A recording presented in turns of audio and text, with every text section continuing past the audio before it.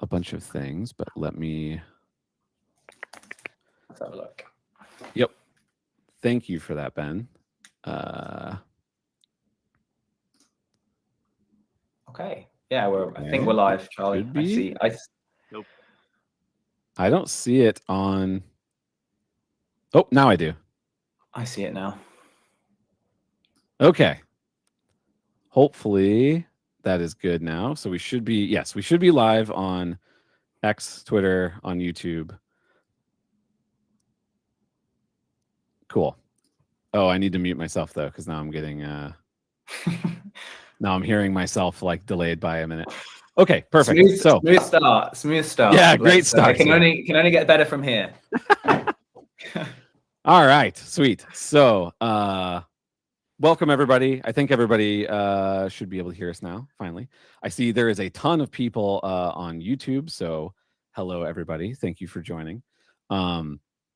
And this is a live stream to talk about the Shipyard Creator Contest that we're running over the month. We still have a couple weeks left, and we wanted to answer as many of your questions as we could. There's been a lot of people are participating. It's been really exciting. So we just wanted to do that. So to kick us off here, let's just introduce who us two are. So my name is Charlie Chapman. I'm a developer advocate here at RevenueCat. And with me is Matt Berry, who's the head of our partnerships. Yeah, everyone, excited to be here. And we have more people joining us here in a bit. But first, I want to kind of walk through what the competition is. And before that, I want to let you know that we are on Discord. If you're part of this competition, you should join the Discord. That's the best place to ask questions, get feedback from other participants, as well as all of us RevenueCat folks are in there as well. And then there's a channel in there called Shipyard Live Streams, and we'll be monitoring that to take questions and bring them into this. We'll also be monitoring YouTube, although honestly, I can already see that there's a lot of chatter in there. So I will be sitting there and keeping up with it. So please throw your questions in there if you're there. But if you're in the Discord, it might be even a little easier for us to see that coming in. So really quickly, what is the Shipyard? So this is RevenueCat is a company that builds software to help you monetize your mobile apps, and we've actually run multiple like competitions like this before. But something that's come up a lot frequently is this whole method of app developers working with influencers or creators to build an app specifically for their audience. And that has ended up being a really good way to like get distribution on your app. And we were trying to think of ways we could, encourage people to try that out and give people a taste of what that's like. And so that is where this competition kind of came from. So we got 7 different creators to give us a brief on an app that they would really like to have and they think their audience would really like to have. And then that creates 7 different categories that you can win on. Each winner gets $20K. And that makes a total of $140,000 worth of prizes. Also, your app will get featured on RevenueCat channels, pushed out to our audience. And then you have an opportunity to, connect with the influencer that you built your thing for and maybe work together at some point in the future. And then Matt has some extra goodies that we want to announce right now. Yeah, surprise, everybody. So yeah, if the $140,000 prize pool wasn't enough, we have some extra prizes to give away. So we are going to be giving 5 lucky winners a 5K prize at the end of this, along with some RevenueCat swag, which I actually realize now I'm going to just lean out of shot and grab. It could include something like this, which is a plushy version of the Shippy character you see on screen. And I realize I'm wearing a RevenueCat jumper, which was completely unintentional. But some form of RevenueCat swag pack will be put together along with the cash prize. And this is for anybody that makes a full submission. So if you put a full submission together that meets all of the criteria and you submit it through dev post before the deadline, then you'll be entered into a draw to potentially win one of these prizes. So yeah, we wanted to kind of give that like final little nudge to people that might be getting near the deadline and maybe struggling to get the motivation to get their submission over the line. Well, hopefully like the opportunity to also be entered into a chance to win these prizes it's a little bit of added motivation. So yeah, that is also now something you can win if you make a submission. And then I'll let you talk about all of our partnerships here as well. Yeah, sure. Just a very, very quick shout out. So we're lucky that we've had a number of our partners jump in and support the Shipyard contest this time round. And so I won't run through all of these in detail, but these are all tools that everybody that takes part in the contest will get access to. They've all provided some form of like offer or discount or pack of credits so that you can try out any of these tools. So they range from kind of like vibe coding tools that help you to kind of design and build and launch an app just by prompting a tool, to things like Paddle, which can help you collect payments on the web. So range of tools. We have more information on all of them on the DevPost website. When you register for Shipyard, you'll receive an email that will contain details of all of these tools, as well as your kind of redemption and discount codes. Any issues with that, please jump into the Discord. I know lots of you have had some issues, so you can jump into Discord, and the team is on hand to help you access everything. And then a very quick call out to say that we've had two new partners jump on board in the last couple of days. So that's Blink, who are another vibe coding tool, and they have a full integration with RevenueCat. So you can prompt and create a mobile app using their platform and add RevenueCat and do all of that in kind of one place. So that's great for people like me that don't really know how to code that well, but know how to prompt. And then we have App Figures as well, and they are a great platform. We've worked with them for a long time. And they specialize in kind of market intelligence, and they can help you once you have your app idea and you want to understand maybe what other apps you'll be up against once you do reach the stores, or even understand maybe how naming your app and the subtitle you give it in the app stores might impact how easily it can be discovered. And their tool can help with that kind of thing. And so they've put together a special package for everybody taking part, which means you can get access to their platform for free. And so we'll send out some more details on that to everybody that's registered so far after this live stream, and you can gain access and see what it's all about. All right, and then just really quickly, so how the winners are selected. So this is kind of the important thing. So February 12th is when the competition ends. So you need to make sure that your submissions are in by then. At that point, we have an expert panel that'll be going through and creating a short list of submissions for each creator to look at. And then the creators are actually going to go through and select the winners for their categories. And then on February 26th is when we'll announce who the winners are for each category.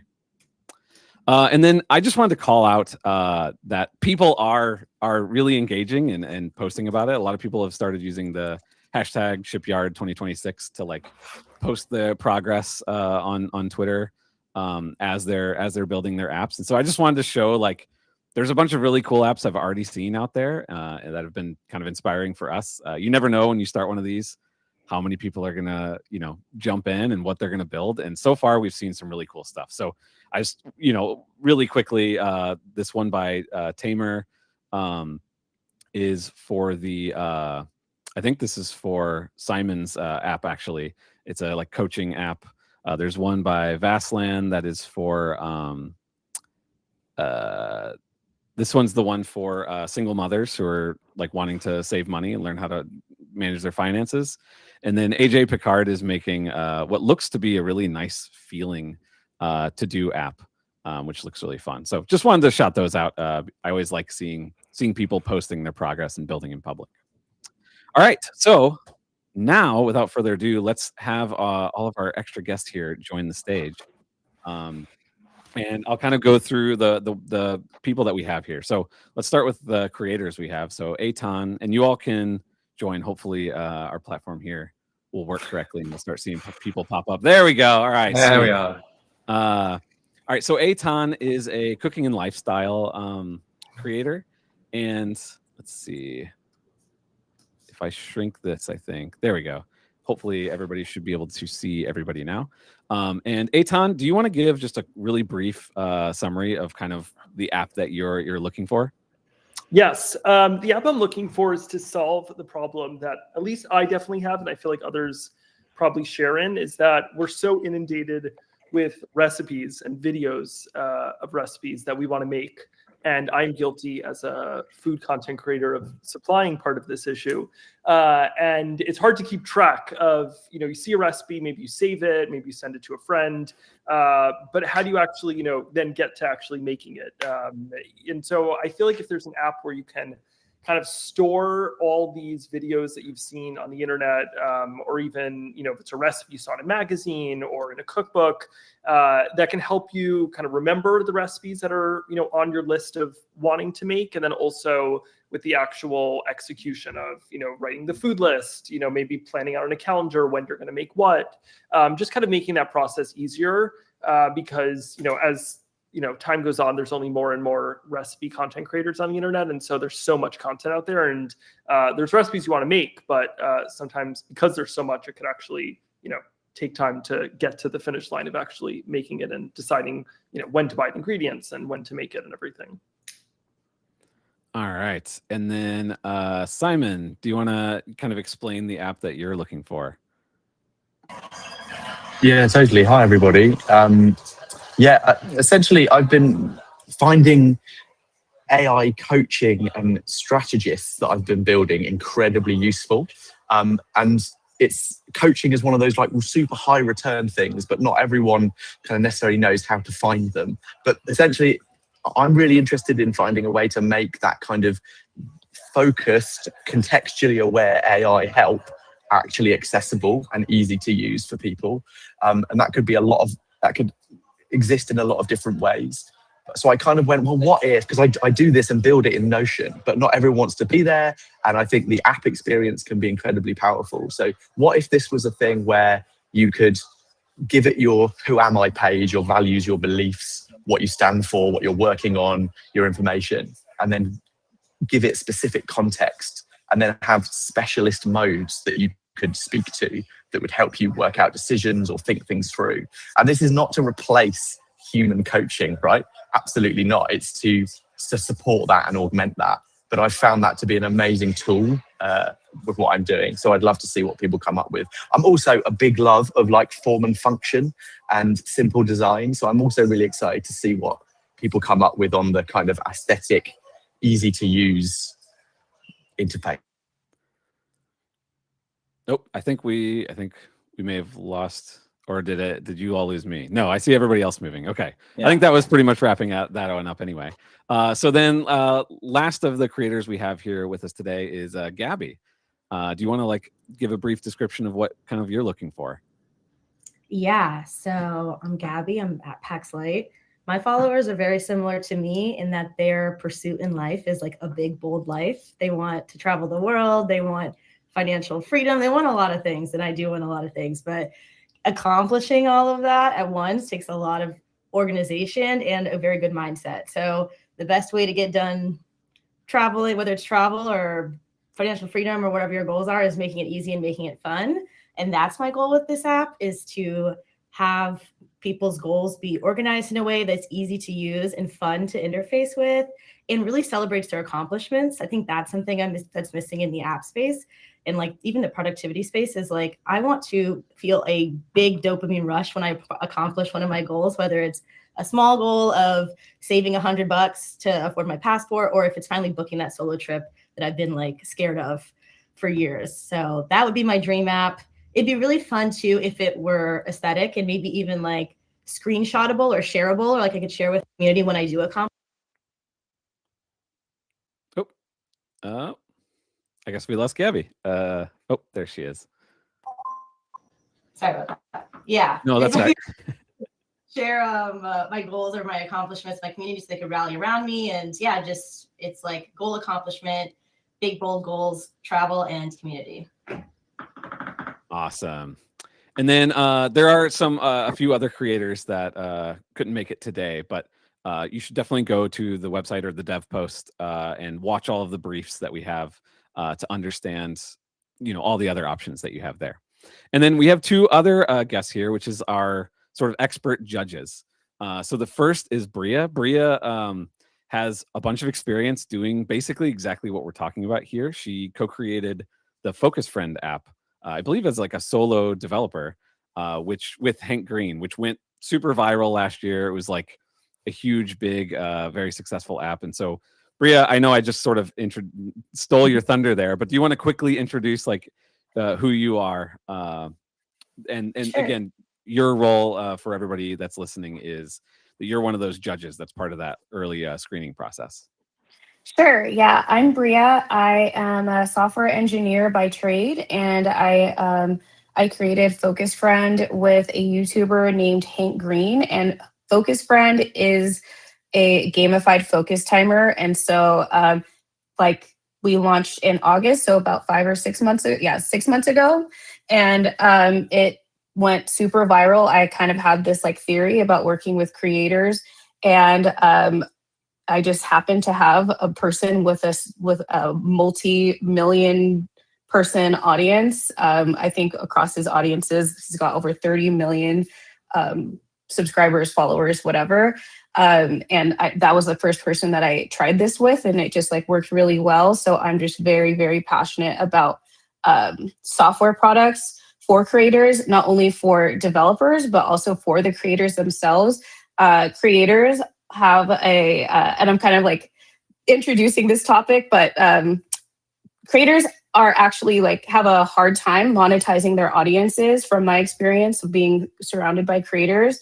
And I think that software and apps and stuff has been like a huge and very lucrative way for people to not have to like rely on sponsorships, and it's passive when you have a subscription app.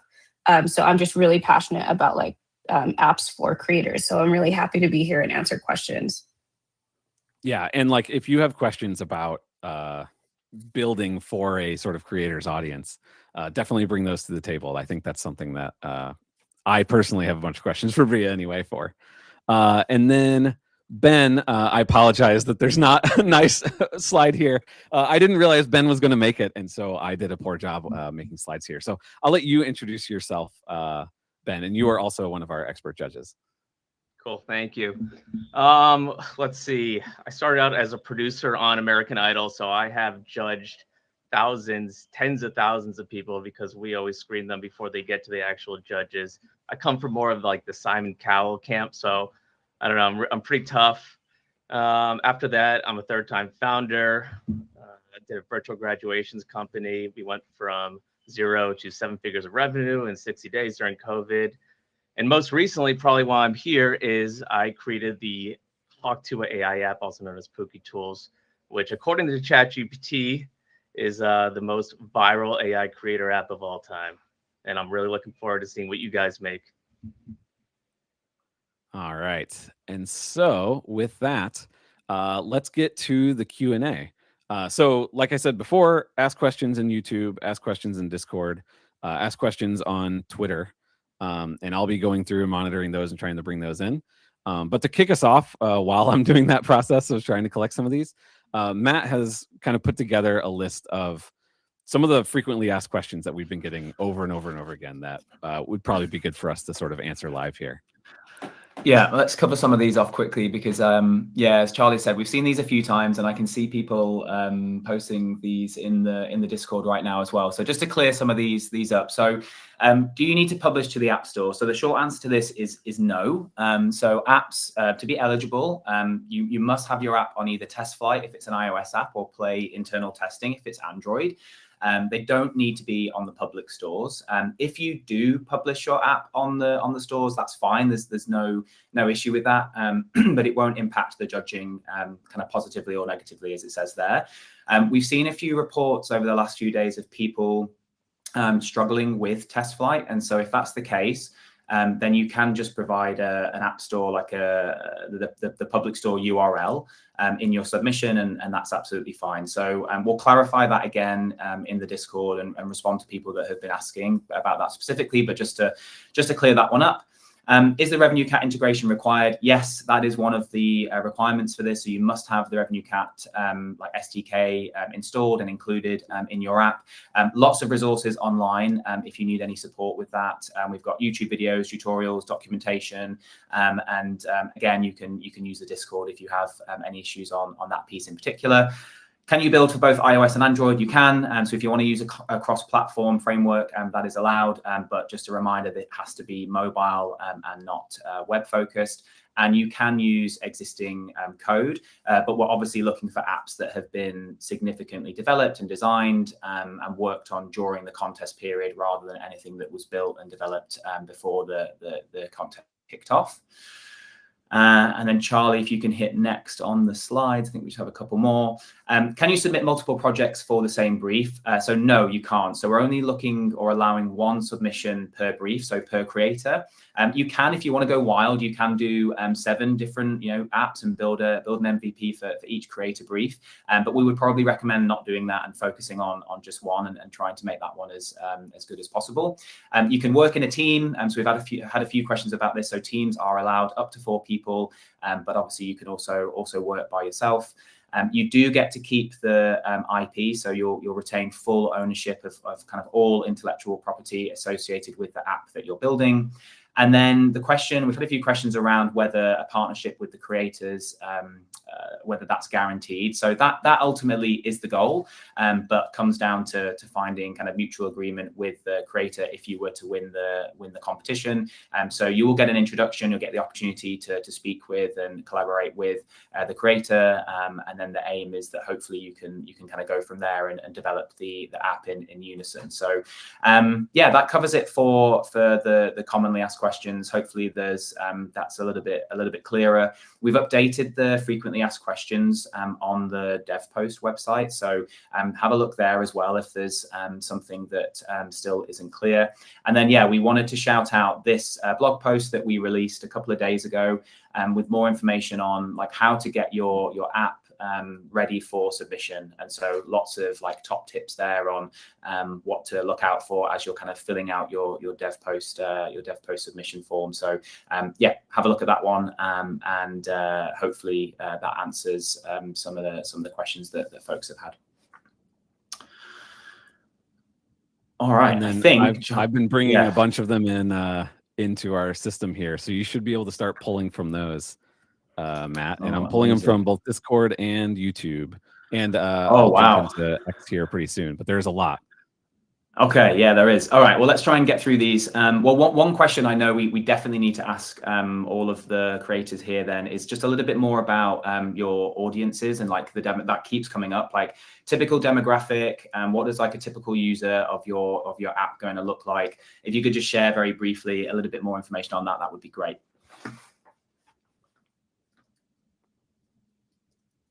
Shall I pick on someone to go first? Simon, do you want to go first? Sure. Yeah, I've actually like shared, and hopefully you can share it at some point, a little document kind of with a few more thoughts on it, where I've put some of this information. So I don't know if that's going to be helpful. Maybe you can clarify where that ends up going. Yeah, we've shared some of this in the Discord, but I guess for folks that aren't in the Discord or maybe missed it again, quick recap would be great. So make sure you check that out if you're working on my brief. I've put in some bits around like the challenge, the opportunity, the solution that it might involve, and some possible features that could be really fun. But yeah, in terms of my demographic, essentially, I think it's often people that are either overwhelmed with getting things done and making decisions. They're often like quite engaged in making stuff happen, but often have. I think a lot of my audience also have brains that fire very fast and get a lot of things done. So I think anything that can help people clarify and focus what they're working on, simplify what they're doing. And generally my ethos is around intentional tech. So it's to do with doing more with less, doing less but better, that kind of stuff.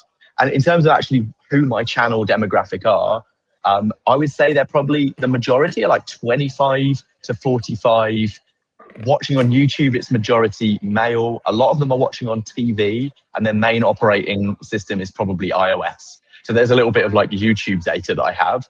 But yeah, I would say it's individuals, entrepreneurs, small business owners trying to leverage their time and energy more effectively and work out how to start using AI when they're not tech savvy. That might be a good way to say it. Great.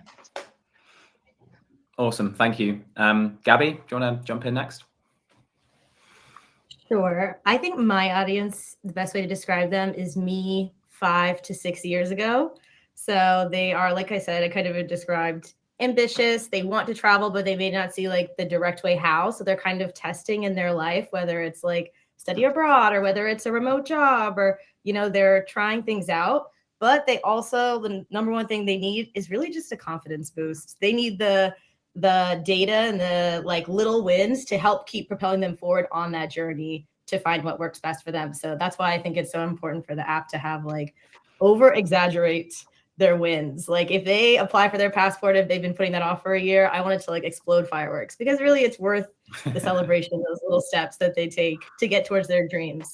And of course, my whole thing is travel. Like this energy I have in this background is what I want them to feel being on the app, is like light, excited, not overwhelmed, but just like a great feeling. I want them to open the app and feel like, this is gonna make my life easier. Like this is me locking in right now. Oh, so yeah, the details there. Me 5 years ago was 25 to 35 women, American, iOS.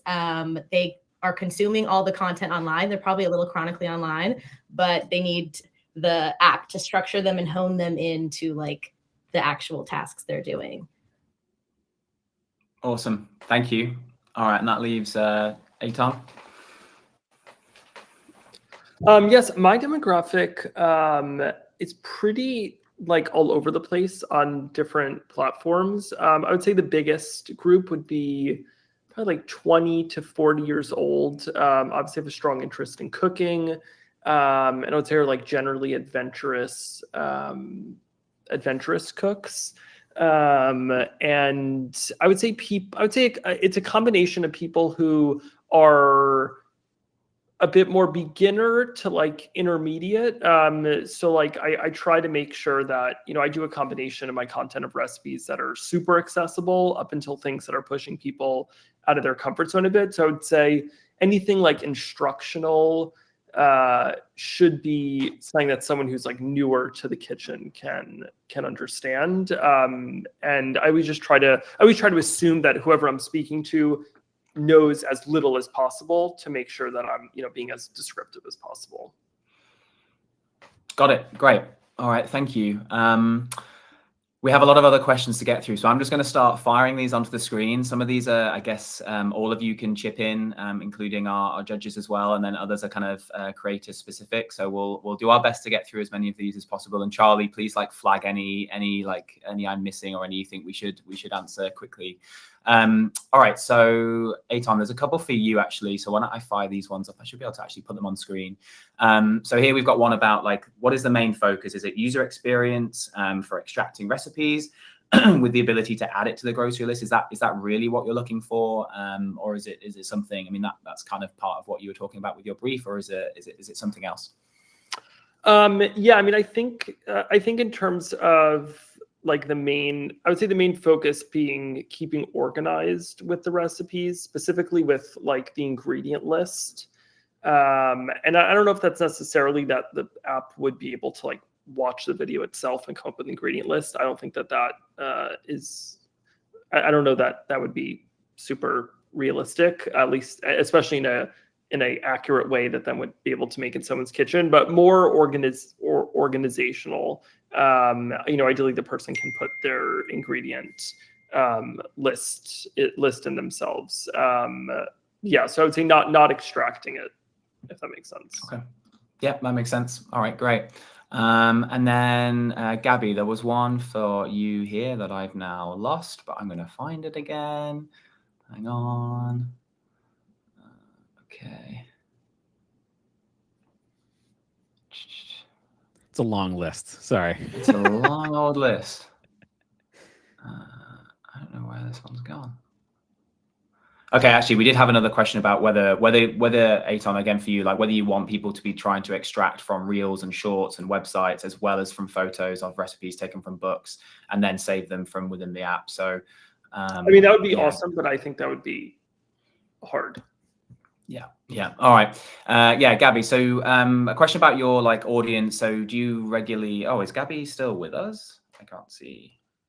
Maybe not. I saw, her internet was kind of popping in and out. So yeah, I would jump to a different one. All right, let's jump to a different one. All right. Okay. Here, I got one that just came in that is too big for this. So I'll just read it out loud. This is for Simon. It says, you've spoken extensively about moving from consumption to creation. For this AI coach, what is the one specific metric or guardrail it should use to tell a user to stop chatting with the AI and start actually doing the work? How do we ensure the tool itself doesn't become the distraction? I mean, that's a really good question. Yeah, can you ask one more time so we can all hear it again?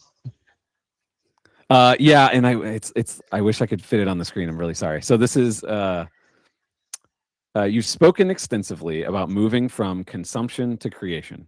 For this AI coach, what is one specific metric or guardrail it should use to tell a user to stop chatting with the AI and start actually doing the work? Yeah, so I guess it depends on what the coach is, right? And I think what I like about this is this could be either a very specific coach that someone builds, or like a strategist and assistant, or it could be a platform where you can input or create your own, or use maybe, you know, ones that the app developer has created, and find the right coach. So I think it depends on that, but I think all of them should be exactly about gathering content. I think it needs to have a process, which is coaching is structured and based on a process of questioning and responding. And if you just chat to a more open AI chat LLM, you get a lot of stuff back, and it can be quite varied. So I think giving it a clear structured process of gathering context, understanding what the challenge or question decision is that someone's trying to solve, and then giving possible action focused directions to take from it, so that it's a structured process. That's what I've found helps with building coaching agent instructions. But I suppose the question is this app to build the instructions or to build the platform on which the instructions land? So I think for me, a lot of it will really be about a way that they can share who they are and what their context is, and then a focused way of getting people to use it towards an action focused output. But how deep you go with that, I think it probably isn't time to talk about it on this. I hope that helps a bit.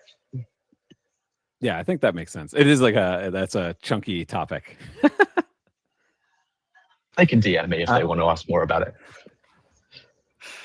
All right, I'm going to just quickly cover off some smaller questions that just to reiterate. So questions about submitting to the stores, just to go over that again. Your app does not need to be on the public stores. So it does not need to be on the App Store or the Google Play Store. That's not a requirement. Being on test flight or the Play internal testing is absolutely fine. So just to make sure that's like crystal clear. If you have any issues with test flight, and I know a few people have flagged this, then providing the URL for the App Store is fine. And then we talked about those tools in the shipping container. You're not restricted to those tools only. You don't have to build with those tools to be eligible. You can use any tool that you want to develop your app. That's just they're just there to help you, and you can use them if you want to.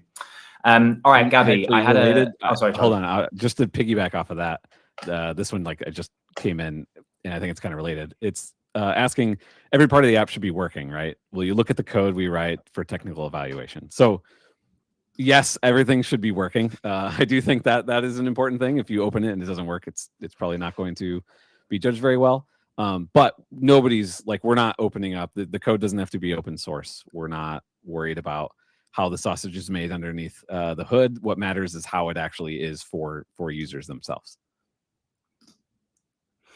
Maybe that's good. That's a good one. A good segue to this one. So for the judges, so for Ben and Bria, what would you say matters more in the MVP? Is it the polish and how the app looks and feels, or is it the features and the functionality? I would say I was gonna jump in and just say your onboarding experience is probably going to be very important, because if it's hard for us to even get to the app, I'm probably just gonna move on to something else personally. So try not to make it 100 pages long. That I think matters. And I probably am not going to go through every single feature that you add. So I don't think it's necessarily feature count versus quality and how much it solves the problem. Because you can kind of solve the problem with one feature more than having a bunch of different things that you can do. So yeah, so I hope that makes sense. But it should also look decent. It shouldn't look horrible either, but that's at least the first thing that I'm going to be looking for. Ben, I'm curious your thoughts too. I'm looking for that big viral feature. For us, it was the height detector. All you need is this one little thing that breaks the internet, and you get all this organic exposure, and money can't buy that.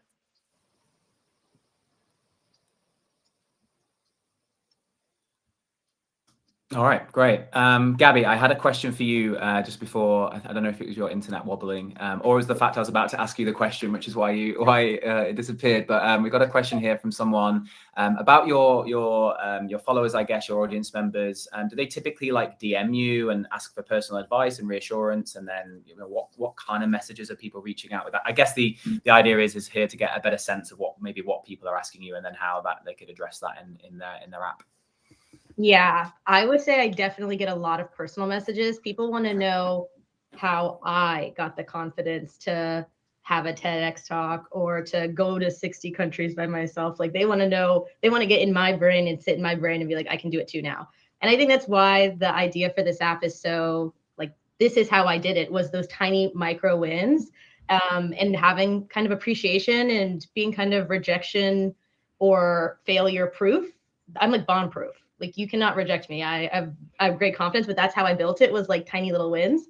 So the questions they ask me specifically are, yeah, just how to get their like my confidence up. They say, you seem so confident, you can do anything. I don't even just feel like that, let alone do the things you do. And I say I do them before I feel them, which is why we need to start just doing and trust that the feelings will catch up. Other questions they ask are, I'd say about money, like, it's like they're like, I'm so stressed about money or like my life in general that how can I even have attention to focus on those things, which is also where I think the app kind of helping track the things that they are pursuing and helping them celebrate those accomplishments and close those loops in their brains will really help them focus and prioritize better. Like I'm the type of person that I'm thinking about 10 things at once. So I'm like, did I really finish that thing? I'm always trying to check, like, did I check that email? Did I email that person back? And an app like this that will help track that, like that's done, move on to the next thing. That would be perfect. Awesome. Okay, great. We had a related question. Someone was asking about whether like a feature that would allow users of this app to like interact with each other would be helpful, and like what do you think about that? You know, my audience is always asking about community, but similar to the question that Simon answered, I don't want the app to become another distraction, another thing that you can waste a few hours being in. So I would say there are enough social apps, there are enough distractions. I would personally want this app to be somewhere that you go in to work, to knock things off the checklist, to celebrate, and then go back to your life. So I would say keeping it clean. Yeah. Okay. That's super helpful. All right, Charlie, I can see a lot of like more sort of, I guess like, how would I describe these, like technical / submission eligibility related questions? Should we just work through a couple of those quickly? Yeah, there's a couple of those that will have nice quick answers too. So like this one, for video submission, should I record my screen on my phone, the live process of the app, or do we need to have a face cam? That's up to you. I think keep in mind this is like, it's a competition being judged by humans, so the more engaging your video, we've seen this with other competitions you make, the more attention you're going to kind of get. So it's oftentimes it's better to have your face. We've also we've had a lot of success, or other people have had success using a lot of these AI tools like 11 Labs or whatever to do like professional voiceovers if you're not as comfortable or don't have a bunch of nice equipment.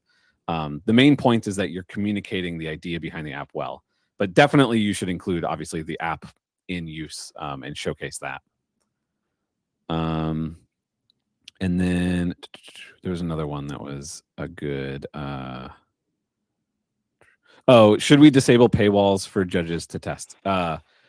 You don't need to worry about that because in test flight, it won't really actually charge. So like people can just go through it and it'll do a fake charge and that's totally fine. So don't like disable your paywall just for the test. In fact, you probably want it on there to showcase, you know, the actual monetization method of the app. And then this one, judging. Oh, sorry, somebody else. No, Charlie, I was going to just jump in on that because that was another like a theme, I guess, that's come up a little bit on Discord is for all of the creators, like thinking about the monetization aspect, like maybe where would you draw the line between what users might expect to get, without paying for anything versus like maybe they, if there's gonna be a subscription or features that you pay for. Any like thoughts on that, or are you going to leave it to the people building these apps to decide what would work best? Do you want to pick on somebody? Shall I? I was just going to say, who am I going to pick on? I'm going to go, Gabby. I'll pick on you to start. That is a tough question. I was just saying that I might adjust my community answer, and maybe this is where I would adjust it. Is that for my community, some of the hardest things, if your brain is thinking about 10 things at once, and if you're involved in travel, is like prioritizing. So maybe if there were a paywall feature, like a paid feature, it would be some sort of like inspiration feature. So like if users of the app wanted to submit a win to be shared with the community to inspire other people, or like give them a new idea of a remote job that's hiring that they just got that they want to share with people and like share resources, maybe that would be behind a paywall. Whereas you just get the functional features up front. So yeah, some sort of community feature where they can inspire and like, ooh, they're doing that. That means I can do that too. That might be a helpful community and paid feature. And actually, maybe this is worth throwing to Bria and Ben, because I think part of what us or you all as the developers of these apps are bringing to the table is the expertise on the App Store and the app building and monetization side of the house. That is the world that we live in. And so maybe I'll start with Bria, but I'll ask both of you, as people who've worked with creators, how have you like communicated to them the ideas behind what options there are for monetizing? It's tricky because when you're working with someone that does have an audience, you have to kind of consider their reputation with like how you monetize. That is like the audience doesn't come, it's not just like free, you can do whatever you want. Because like you may have seen when someone has worked with a recently shut down app, people were mad at things that were, I'm talking about the Panels app.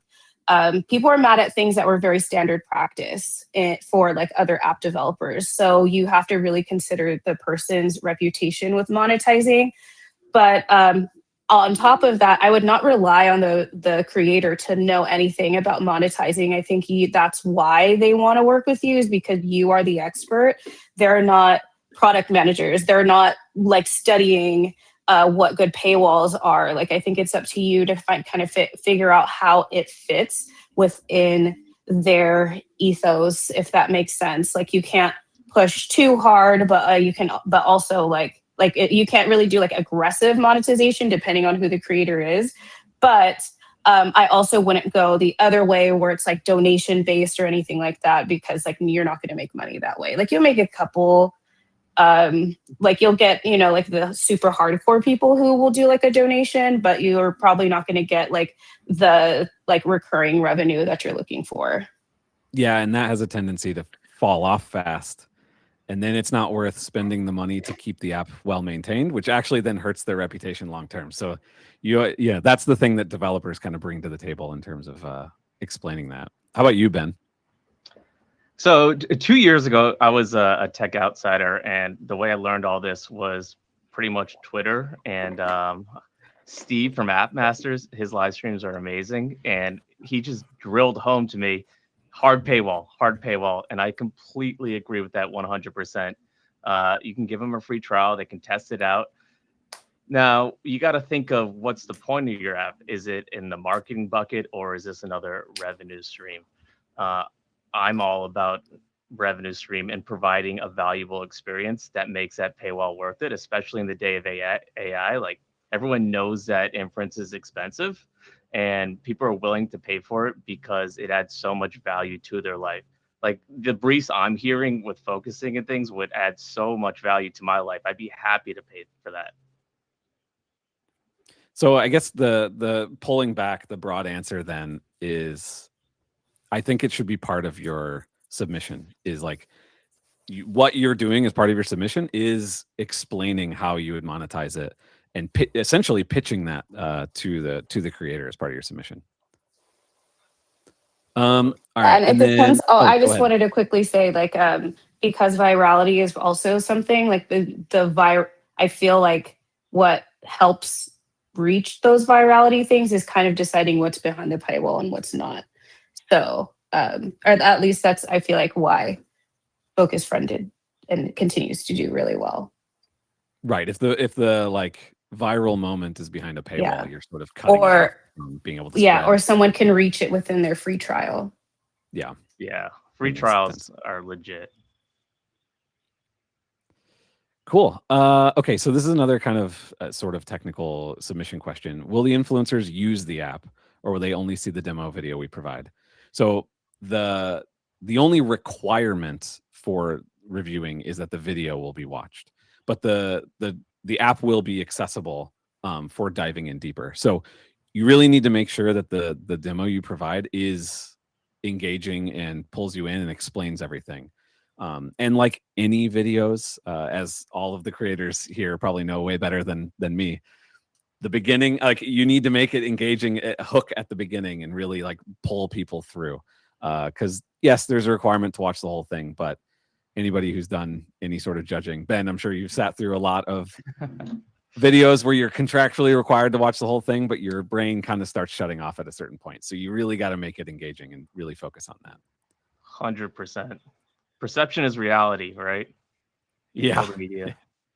Stop the scroll. You always got to stop the scroll.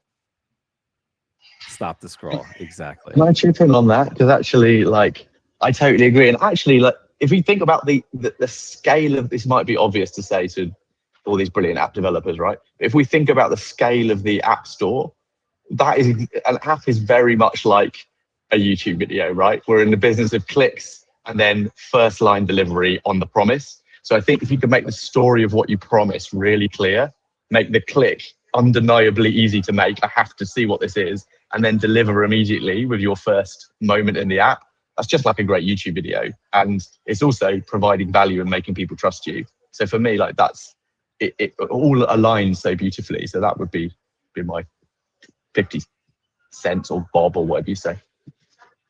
Yeah, it was kind of and funny then- when go ahead. Cluely blew up on Twitter, right? Because it's like they're borrowing things we've been doing in Hollywood for the past 10 years in social media, right? But it finally hit the tech industry and everyone was blown away because people don't really, I feel like there's a big silo between media and tech just from my Twitter experiences. And they got a lot of hate online, but I don't think it's deserved. I think that they followed the playbook right. And I think that's a good lesson to learn from everyone. And I've seen a number of these questions pop up both in the chat that's just blowing by me, as well as in Discord. So I'll just go ahead and answer it. We kind of, I think Bria actually touched on this, but it was basically like, do you have to charge for the app or can you have a donate to the developer? I think the technical requirement for the actually there is one in here I can pop up. The technical requirement is it needs to use RevenueCat for some kind of monetization, and a donate to the developer technically does fulfill that. So that will be a valid submission. But I think as Bria and Ben both kind of articulated pretty well, a donation is probably not going to be the most interesting submission to creators who are looking at a way to sort of, monetize their audience. So I wouldn't recommend it, but it is technically within the rules. And Matt, I don't know if there's other ones you wanted to jump to. I can keep like scrolling through. There's more questions that have come in that I keep trying to throw in here as well. Yeah, let's pick some of these up. All right, so so some more questions about like test flight and stores. I feel like we've covered that one now, hopefully. So we've got one here about like just generally. So Bria, Ben, I mean everybody can chip in on this one, but like for a creator-led app, like what is the single biggest mistake you see like early stage developers or people deploying these apps make when they're setting it up? And then specifically, there's one on paywall. So maybe to Ben's point, maybe it's they're not using a hard paywall. But anything else you would say, like big mistakes that you've seen that people taking part in this should avoid? Probably too many features. I think that's the first one that comes up. It's like kind of confusing for someone to jump into, but like biggest mistake, meaning like the success of the app or how it runs, like what specifically? Yeah, I guess. Well, I mean, like if we think in the context of this, like contests, like I mean, I think that's a great one. Like maybe focusing on just like trying to cram way too many features into an MVP over keeping it maybe a little bit more simple would be good advice. But yeah, I don't know whether there's anything else. Given these, like everyone's only had like 4 weeks to put something together, whether there's anything else you think would be, that people should be wary of. I have a question. Are we doing pricing? Is that part of the criteria? I mean, they need to be monetized in some way, which means there's going to be a price. I think there's an argument to be made that may or may not make the submission interesting or not. But also, if the idea is, what is an interesting app to pursue, like turning into a full-blown full release app, the pricing is something that can change, and in fact should, right, with experimentation over time. So with that revenue cat paywall. With that revenue cat, yeah, exactly. Yeah, I haven't been putting on the revenue cat sales hat enough here, have I? But no, yeah. So I would say I don't think that the judging process should be is going to focus in on a specific price to a strong degree, because that's something that can and should change over time, especially toward, at the beginning. Yeah. Well, just from experience, I started out way too high in price and ran a bunch of experiments and made a lot more money with a lower price point. Yeah, exactly. And that's why I say, because oftentimes, especially in the more indie, if you're coming at it from the tech developer side, people often start too low. But I think the key is once it's released into the wild, you should be experimenting and sort of learning where you're wrong. And so this challenge, since it's kind of pre-full release, even though, to clarify all those questions, you can release the app. It's not, doesn't disqualify if you release the app, but it's not required. So this competition is more about the sort of idea and the MVP of it all. So I wouldn't say that the specific price that you have is a huge part of the competition. Well, I might have to say that it might be a little controversial, but I think that following the brief a little bit too closely might be actually to your detriment, because I think the creators will give a lot of stuff about the brief, but you kind of have to read between the lines and figure out what problem they're solving. Because I've seen many times where people will say, this is what I want, and then you present to them a better solution, and they're actually happier with that than what they initially asked for. Because I think they're just this is my idea of how I would solve it, but I think just being okay, you're not a dev shop, fulfilling what they're asking for, and they're it's just not just an exchange of money. I think that is where I think people might fail a little bit, is just being this is what I think would work, sure, or if this is what you think you want, sure. I think putting a little bit of your own expertise is usually where the magic happens. That's the real value you're providing, especially as the value of the code itself seems to be trending downward. What developers bring to the table is, understanding the platform, understanding the product, and understanding the app store space, like we talked about earlier with how to monetize and stuff. I would just quickly add a hero feature might actually also be interesting.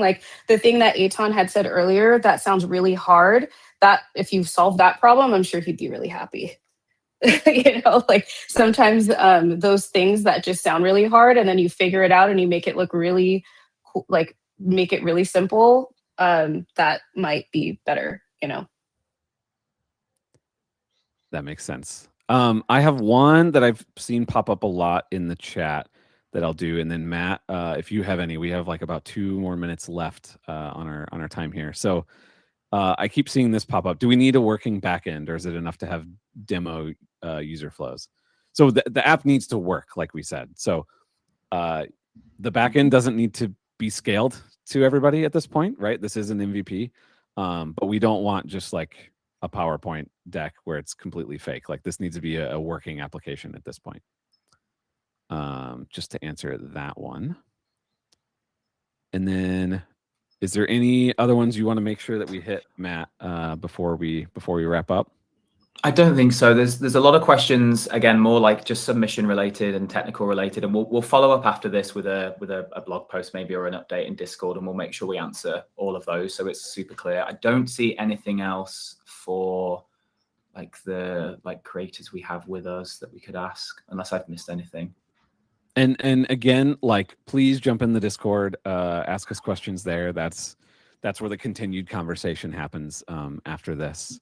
And actually, Rick sneakily joined in the middle here. Is there anything you want to add? Rick is another revenue cat.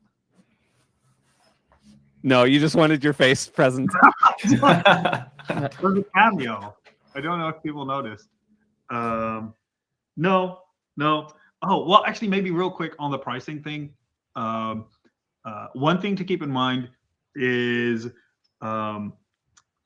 by actually pricing really, really low at the start when you're out of the gate, you remove one of the variables when you're trying to figure out if your app works. If you price too high and somebody doesn't buy the thing, then the question becomes, is it because it's too expensive, or did I build a shitty app? If you price low enough, then you kind of take that variable out of the equation, and that's a thing to do early on, right? Don't do that halfway through. But when you're just out of the gate, that's maybe a way to think about it. Also, I would compel people to not overthink the pricing thing, because it's like people that have been building apps for a decade still struggle with this stuff, and it's a lot of testing, and just ship with something, make it relatively cheap at the end, and you can figure it out later, right? Don't burn a lot of mental cycles on it. Awesome. Wise words. And I'm not just saying that because you're my boss. All right. So really quick before we end, submission deadline, February 12th. Don't miss it. That is very important. Please don't forget that. And thank you all for joining. Thank you so much for all of our guests here for joining. This was really fun, and honestly, it was really cool, like getting to talk and go back and forth with all of you. So really appreciate it, and good luck everybody out there shipping. Bye. Good luck. Looking forward to it.